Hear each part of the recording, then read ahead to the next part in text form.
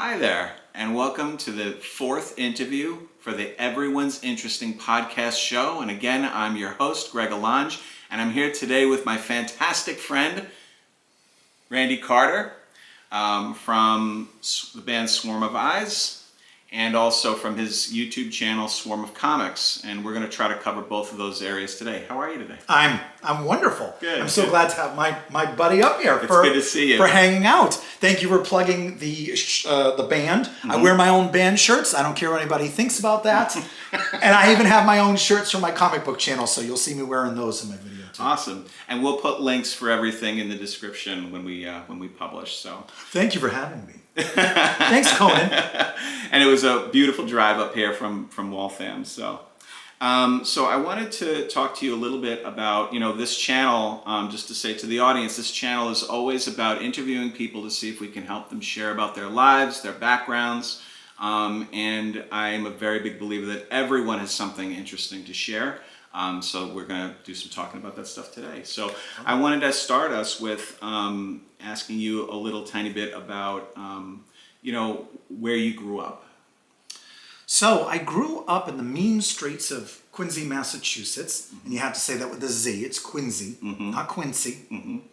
And my mom and dad both grew up in Quincy. My mom grew up in a part of Quincy called House Neck. Mm-hmm. A little rough area down in Quincy there. Mm-hmm. And a big family. My mom's one of 7 kids, and I have a million cousins. They were all, loved having a big family. And then my dad grew up in a part of Quincy called Squantum. Mm-hmm. It's a little spit of land. Whitey Bulger had a house out there. Oh, okay. And they had a house there for 40-something years, and a very small, quiet side of the family, very opposite sides. So I definitely got the personality of the loud side of the family. But so I grew up in Quincy. Parents got married and had me when I was very young. Mm-hmm. When they were very young. I was obviously very young when I was born. Mm-hmm. And grew up in Quincy, moved a little bit. We moved to Weymouth and then Plymouth for a bit, kind of branched out a little bit. My parents came back to Quincy and basically lived there until not long ago when they retired down to South Carolina. So, okay. Yeah, we lived in Quincy Center. I mean, we could walk anywhere, walk to a train, walk to a bus, walk to work. I actually, for my first 1, 2, 3 jobs, mm-hmm. which was 5, 6, 7, first 9 years of me working, I just walked to work. It was beautiful kind of living in the city, but it was nice. Quincy was a nice suburb. It was a little rough there for a while, but it's, mm-hmm. It got pretty gentrified over time. Mm-hmm. So, yeah. And so I know just for our viewers, because we've got viewers from all over the Northeast, people that I know who check in. Can you share with the viewers how far you would say on average, I know things change, but how far from Boston is Quincy? I know it's quite close, so. Yeah. I mean, depends on how you're going to get there. What's the distance? As the crow flies, I don't know. Mm-hmm. You want to hop the red line? I mean, you're probably, going to be in South Station fairly quickly, 20 minutes or something like that. Mm-hmm. Commuter rail, you're there in less than 15 minutes. Car, you're no traffic. You're to Boston pretty quickly. Mm-hmm. You're you have Boston. You're going to hit Southie, Dorchester, and then you're basically in Quincy. Mm-hmm. So it's pretty quick, right off Morrissey Boulevard there, Milton, that area. Mm-hmm. So sort of close to UMass Boston. Yeah. Oh, without a doubt. So pretty close to Boston. Nice Boston suburb. Now, when you were a kid, so let's go back to Randy when you were really little, right?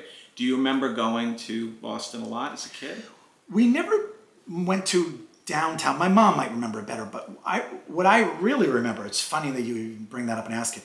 We sort of got almost close to Boston. My mom and my dad had this, they like to go to get my dad, what do they call them? Cashew turtles. Go to the Phillips House of Candy, right over in the Boston Bowl area and stuff like that. Like our going to Boston was, almost into Boston from Quincy. And then when I got a little older and I started going to concerts, I'd hop the Red Line in and I'd go to the Channel and stuff like that, late 80s, very early 90s and stuff like that. So then I really started going to Boston in the 80s. I was there all the time because there was a million matinee shows, metal shows, hardcore shows, and you just hop the subway. I mean, at the Red Line and I'm 15 minutes and I'm at a hardcore show or a metal show. What was your favorite Boston club? I know that's a tough question. So, for music and stuff. It was really hard. I mean, I just saw such amazing.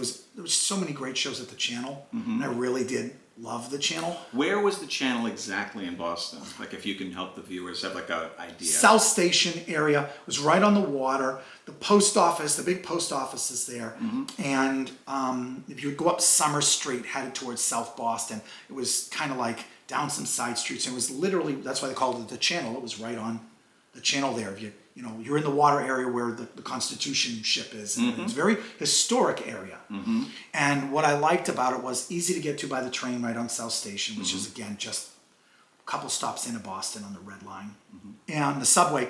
And you could also drive there. The huge parking lot. Oh, okay. It was in Necco Street or something like that. And it had a huge parking lot. And you go to a show there, a Slayer show or something, or whatever show it was, and the whole thing would, half of it would be full of hearses blasting Slayer music. Everybody's shitbox cars everywhere. So, yeah, that probably wasn't a good description, but if you were in Boston, right in South Station area, it was right behind South Station. You started to go south a little bit. Easy to get to, lots of parking, train right there, easy walk. Honestly, that's what I think I like about it, especially in this day and age, where my biggest hesitation for going to any show in Boston is parking. Right. Parking, traffic, driving, you know. And so let's go back. I mean, there was always traffic in Boston, but not I don't think there was the way now there is now. We had the elevated highway before, and there was, definitely rush hours busy. But I felt like getting in and out of Boston, dealing with Boston was much easier back then. Do you remember what your favorite show was you saw there? My favorite show there was Wargasm with Biohazard, Crystal Myth, and one other band I think was on there. And what's funny is I didn't know any of those people at the time. Oh, I'm sorry, Temporary Insanity. Oh, okay. They were Temporary Insanity and Wargasm were really big Boston bands at the time in the late 80s, early 90s. Biohazard was just, starting to branch out from Brooklyn, New York. And Crystal Myth was actually a Worcester band. Go find their demo on YouTube. They only released one demo with like 3 songs, and it's one of my favorite things ever. My brother Bill bought the cassette tape when we were at the show, and I still have it. And somebody sent it to me in like digitally at one point, because I still listen to it. That might be one of my most favorite shows from Throwback from them. It was such a great mix of styles. I loved Wargasm. Even though they were local, I felt like that they were, one step above. They were a signed band. And it's great because now I know people from all of those bands. I actually met Biohazard that day because they went over Glenn Rice from Temporary Insanity's house and had a party over his house. And I lived one street over from Glenn Rice in Quincy. And I'm hanging out with Bobby Hamble, and I'm hanging out with the guys in Biohazard. Nice. And that's also what makes it one of my favorite shows, because it's sort of bled into this, getting to know these people afterwards in these other bands. Nice. And one of the things that I thought we'd talk a little bit about today was a perfect segue, talking a little bit about music, is that's how you and I met. We'd met on the Death Kiss internet radio show, and rest in peace to Mary Frances Church. And so we met there because both of our bands were playing, often at stuff like that, and then we ended up hooking up shows. But I wanted to find out from you about what got you started, because right now, like I mentioned before, you're in this band, Swarm of Eyes, and you guys have been together for how long now? We started as my buddy George and I. We were always, I don't want to get too into Swarm of Eyes, I want to answer your question, but Swarm of Eyes started because my friend George and I, we both worked in Boston, downtown Boston. I saw him at a Wendy's one day, and our old bands used to play together back to the early 90s, like 93, 94. Oh, okay. And we'd jump on stage with each other and everything like that. And we started talking, neither of us were in bands. We said, wait, why are we not doing a band together? And you know what? Love it or hate it, bless the digital age. He would write songs and program them on his computer, play the guitar, but program all the drums, and then send it to me. I'd write lyrics, and we got together and we said, let's do this band. We had 14 songs. This was probably 2008, 2009, somewhere around there. And we started recording this album at his house. We didn't have to pay expensive studios. Let's do this experiment. Let's try it out. And we started pulling in people that we knew. My guitar player, Derek Albertelli from the Boston Typewriter Orchestra. So go look them up. But he's a whiz at guitar. Like, he's so good at guitar, he doesn't know he's good at guitar, And Tommy Burke, my drummer, and Jeff Grossman, my bass player. They were all in Boston bands that we had played with back in the day, and I liked and we were friends with, and we pulled them in for this project, put out an album. We didn't think we were ever going to play live. We didn't know what we were going to do with it. Now, 14 years later or 15 years later, we're still going. So, And you were doing, obviously, like you just said, music before these Right, bands. so- So how did you know that you were going to be a singer? that this is my funniest favorite story. And I feel like when you watch talk shows and the host brings something up and then the person hasn't story ready for you, you know they practiced it and they did a ran through before. This is honestly, this is not that at all. I just happen to love this story. You happen to bring up one of my favorite stories ever. I was never one of those kids that sang into the hairbrush, played the broom. If anything, when my mom would classical music would come on the radio, I would take her wooden ladle as my conductor's wand. You know, and my mom was listening to everything from Blondie to what else did she listen to? Gordon Lightfoot would be on. My dad loved that and stuff. So I had a lot of musical influence from my mom, but it was more like that AM Gold sort of era of stuff. I remember the kids coming to school with their Kiss dolls in elementary school, like first or second grade or something. And I didn't know what that was. I knew I liked the dolls and I saw the special on TV, but I didn't know anything about that stuff. I never dreamed of being a rock star or heavy metal person or anything when I was a kid. Didn't even sing into a hairbrush. But I loved music.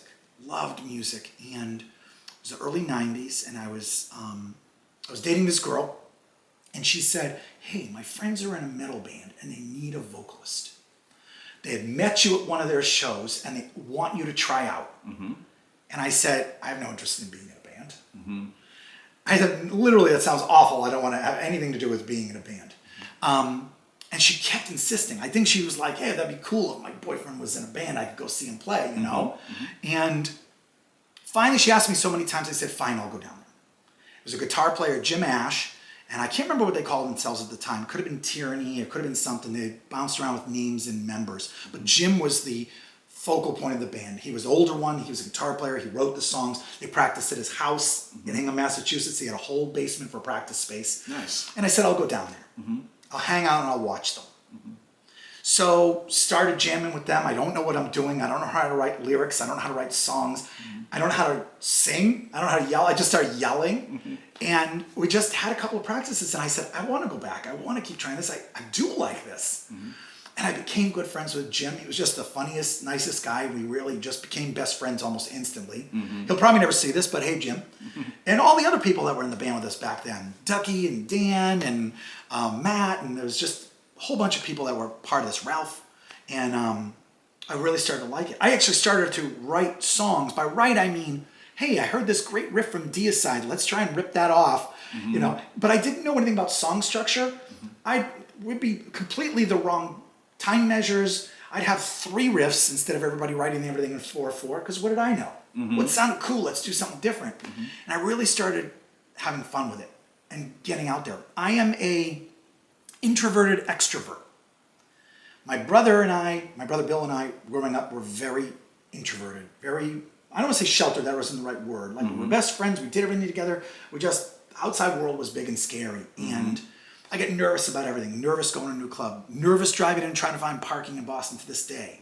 But I overcame it over time by purposely becoming extroverted, and being in a band helped. Now you're going to talk to people, meet people, sing on stage, right? So I started playing that band. We did that band for 6.5 years. I was part of it. And the funniest part of that story is at one point, Jim and I were hanging around the Hanover Mall, walking around, probably going to Spencer's to look at, you know, blacklight posters, whatever goofy things you did at the mall in the 80s and 90s. And he was probably trying to pick up teenage girls. Who knows what was happening, right? But we had the conversation. Why did you want me to join your band? Like, why did you, I was at your show. Why did you ask me to join your band? And he said, well, I don't know, because you were really good looking and I thought we'd get a lot of girls to come to our shows. Spoiler, nobody hires me in their band now, being old and gray. Oh, you should be in our band. And I swear to God, that was the story. He wanted more girls at our shows. And he said, well, if I hire that guy, you know, clean shaven, your hair, and you're, 23 years old. Everybody looks like a model when you're 23 years old, right? And that's how I got hired. I was almost offended. I was like, what? That's why you asked me? It wasn't my lack of any experience.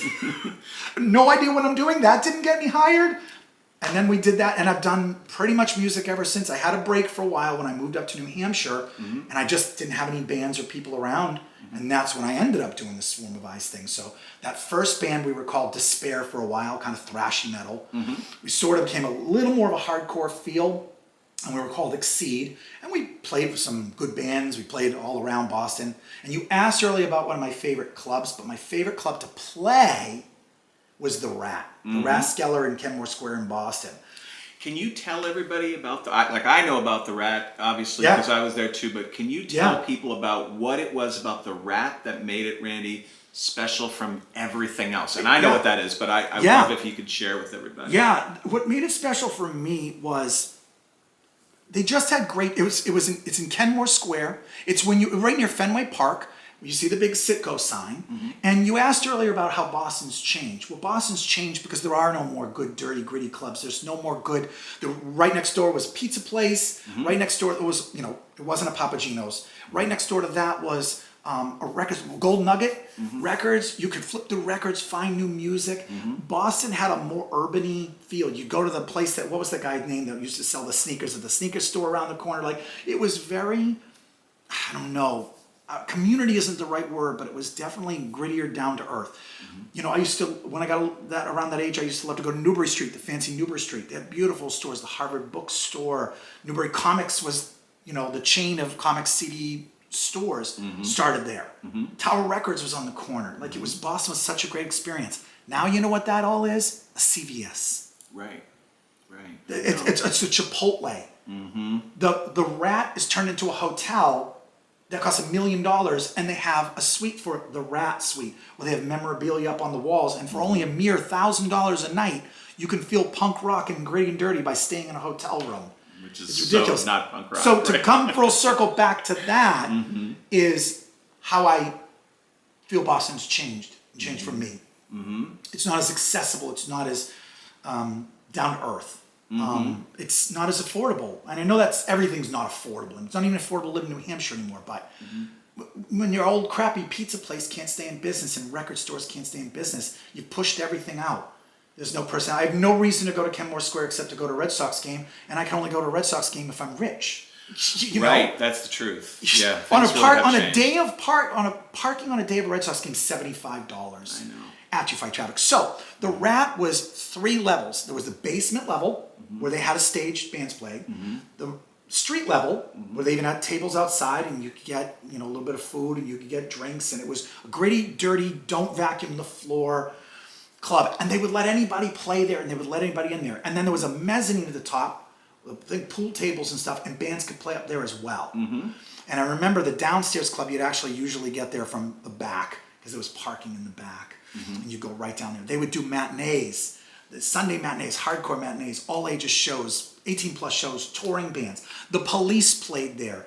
All the famous bands that played there back in the day that were doing the circuit like CBGB's. This was like our CBGB's. Big time. The bathroom was almost as shitty. Pardon the pun. It honestly was. I think you just pissed into a hole in the wall. The urinals weren't even there anymore. Yeah. Good luck if you needed a toilet, because it wasn't. Wasn't you were hoping the pizza place let you in next door. I remember it flooded once, and that was the closest they got to cleaning the floor down there. Your feet would stick to the floor. Yep. And people didn't just go there because it was a club. They went there because it was a bar.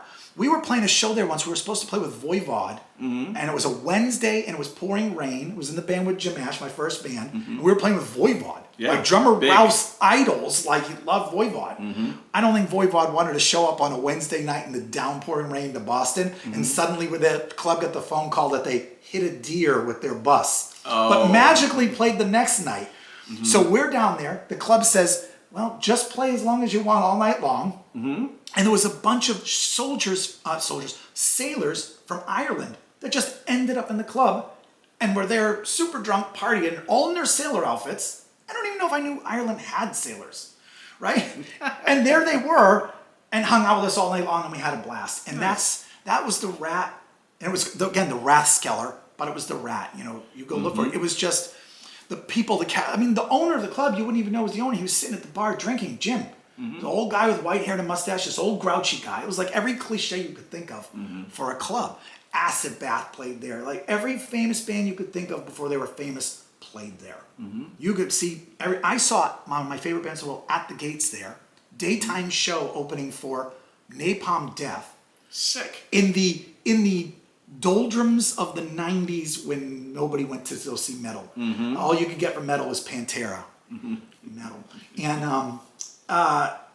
And we were going to see these bands. I'll never forget. We went daytime show. You should think they went in the same door you did. You know, like Shane Embry's walking by, and Barney, Greenway's there. You're helping him in with his stuff down the floor. Yeah. At the Gates, who we already loved. We couldn't believe we were seeing At the Gates. Place was half empty. Daytime show, all ages. And again, rest in peace to Tomas from Tampa from At the Gates, one of my idols. I still have the piece of paper. We were talking at the bar afterwards, and I said, I got this demo from my band. He goes, here's my address. Send it to me.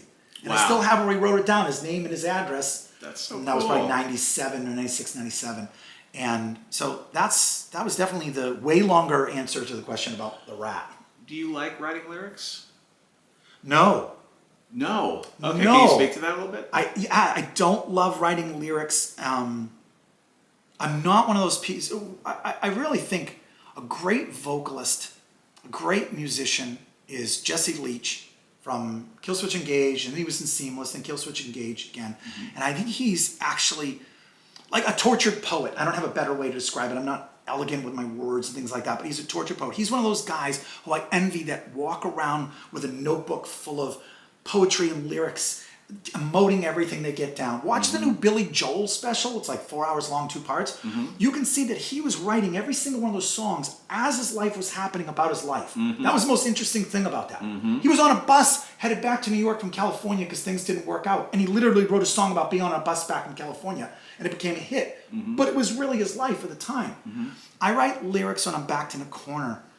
We got this song and we want to record it or we want to play it. I come up with ideas, things that are influenced, like, hey, here's this cool idea. I love the idea for one of the songs we did. The song is on our new EP that's coming up. We'll get to that.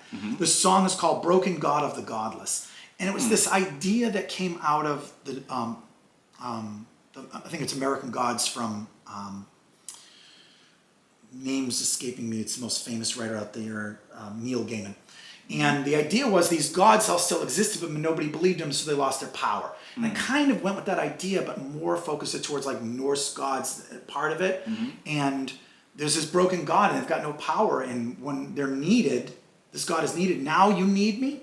Now you need me. You didn't believe me, and now you need me because your crops are dying. You need me to bring back. And I wrote this song, and I had this idea, this nugget of idea, and I listened to the music. The guys always provide me with songs first. Derek writes great songs. George writes great songs. They all write great songs. And I start getting and then once the lyrics are flowing, they're flowing. Yeah. Then I get my idea. I start doing it. But I don't love the idea. But I will say this, and I don't think artists are supposed to say this. Every album the new album is the greatest album. Every new song is the greatest song. I love all my songs. I don't always love all the songs. You have to have, it's like you don't love all your kids the same. Come on, let's be honest, Here's your favorites. Let's just be truthful, right? And by the way, this is Mario Speedwagon. You see him on the couch here, hanging out with us. Hi, buddy. What I was going to say is, when I get an idea and I get a demo of a song, the more I love those songs, the faster the lyrics come. I see. I've been given a song and really dragged my feet on lyrics, and then months later get another song, and I'm done with that before the first one. We move somewhat at a glacially pace sometimes as a band, so there's not always a huge urgency. But I'm always proud of what I wrote. And sometimes as the years go by, and I go back and look at my lyrics, I remember the story behind it. But sometimes I'm like, how did I come up with that? Where did those words come from? Sometimes I don't know. I don't remember writing it sometimes. I don't think it's a trance-like thing, but yeah, don't write like, I wish I was that tortured poet that just carried that emotion around them, their heart on their sleeve, and like had this binder full of all these ideas. I don't have it. What, I write lyrics the same exact way, by the way. Everything you said, I felt like we could almost have like a... Yes, and Greg's band, if you don't know it, obviously you do, it's Arctic Horror, and we play with them a bunch of times, and I really do love them. They bring that hardcore feel to, almost a grindcore, hardcore feel. Thanks, Randy. I appreciate it. I'm not saying that just because you're right here next to me. I wanted to find out from you about what keeps you going with music. Like, what keeps you, you and I are about the same age. We're not going to say what that is. You can tell. You can tell we're not young, and that's okay. But what keeps you driving to keep going with music? What keeps you? I know it's harder as we get older too sometimes, but I wanted to know what your thoughts were about that. It is harder. If I was to not have this band, I would probably never play in a band again, because getting people together at this age and how busy people are. You know what I mean? I'm in a band with people like, I'm out on my boat all summer long. Oh, I've got 2 jobs. Oh, I've got 3 kids. People are just busy. It's very difficult. I've considered starting a second band to be able to be in all the shows that I can't take now with Swarm of Eyes. And I realized that second band probably also isn't going to be able to take the shows either. And people are just busy. But what keeps me going is I really do love playing on stage. I really do like being there. I enjoy it. I have fun. You can see if you go watch videos of me, I'm having fun. Yes, that definitely comes through. I'm having fun. I love meeting people and being social. As somebody who's such an introvert and shy and didn't have like friends growing up and things like that, the idea that I can have this whole community of friends like you that I know through music. If I go through my list of friends in my life, almost all of them, including my bandmates, I know through music. Like, it's really what keeps me going is I've lived in my house for 6 years and I've met one neighbor. Granted, I don't live super close to neighbors. Like, and I love my wife. I love you, and I love my wife. My wife's my best friend in the world. We're home all the time. We both work at home, and I never get tired of it. But sometimes my wife's got to work, and I like to get out and do other things. So it's that social interaction. It's that keeping me going.